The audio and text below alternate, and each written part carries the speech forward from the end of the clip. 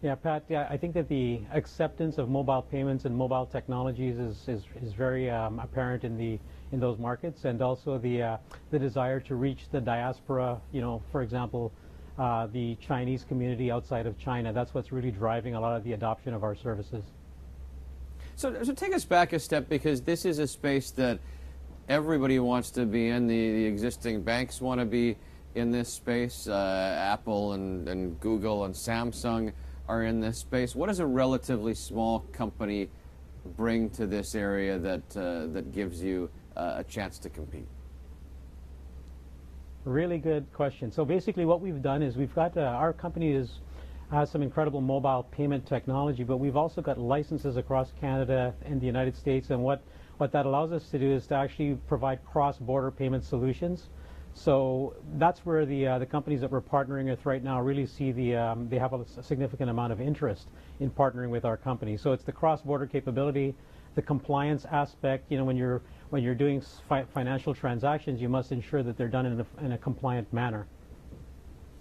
So just take me back a step. Who your relationship is with individuals? Your relationship is with partners in these markets? How do you explain your company to somebody you meet for the first time?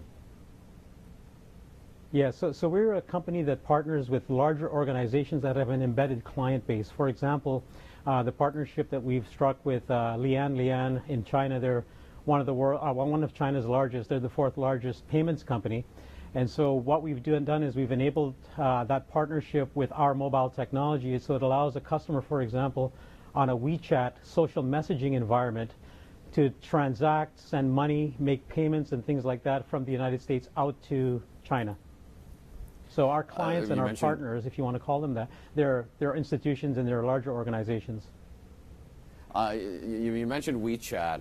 Every time I'm traveling outside North America, you see how much applications like WeChat are being used, and you hear about the comfort that people in some countries have with doing almost all their business on what would be considered a chat platform and nothing more in the U.S. or Canada. Is that something that you were onto before your competitors? I think yes. I know for a fact that we're the first payments company to embed our payment services onto a social messaging platform to facilitate a cross-border financial transaction. So I know for a fact that we're the first company to be able to do that, yes. A Canadian company, of course, you would certainly be aware of the opportunities and the challenges in the Canadian market, and you have your eye on that, even though you've got all these things happening overseas. What's your future in Canada? Yes. Yeah, so our business model remains the same. Our objective is to align with a strategic partner that has a large client base. We provide them with our technology and an ecosystem where customers will have an ability to spend, and that partner of ours will actually do the marketing to penetrate the market, in terms of customer adoption and things like that. So we do have a couple of strategic partners that we have lined up, and we hope to conclude those partnerships over the near term. Hey, Andre, I just want to shift gears to finish up here. My nephew is blind. He's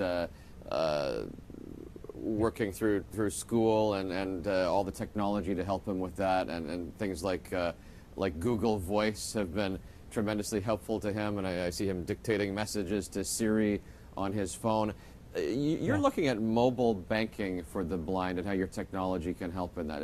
Tell me a little bit how that works. Yes, thank you so much for asking that. So basically, we're working on a project right now that will facilitate payments for the blind.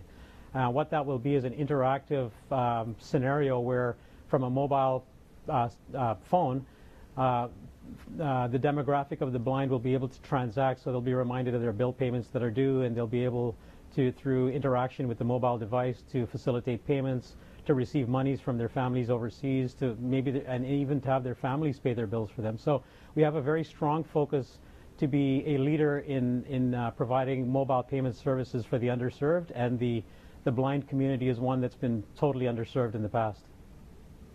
And is that something that is going to be particularly profitable, or is that something of a public service initiative?